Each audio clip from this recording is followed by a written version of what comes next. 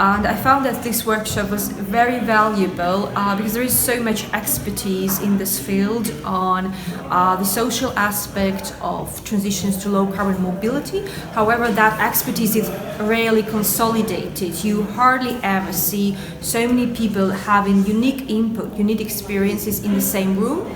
And in that sense, it was very inspiring. And for me, it strengthened the idea that we really need to work towards inclusiveness in transitions to low carbon mobility. It gave me some specific ideas, and I think also it kind of showed the people that we are not alone. We often in our research focus on something and we think that we are busy with this idea, it's only us, but actually you have a full room of people, and I think we need to have more of such rooms.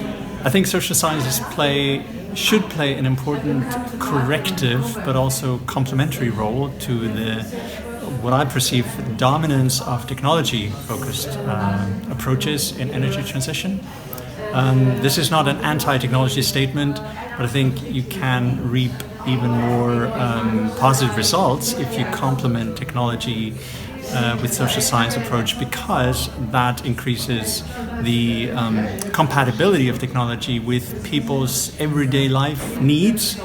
Something I often talk about is the fascinating banality of people's everyday life, and you can only create appropriate technology if you truly understand that.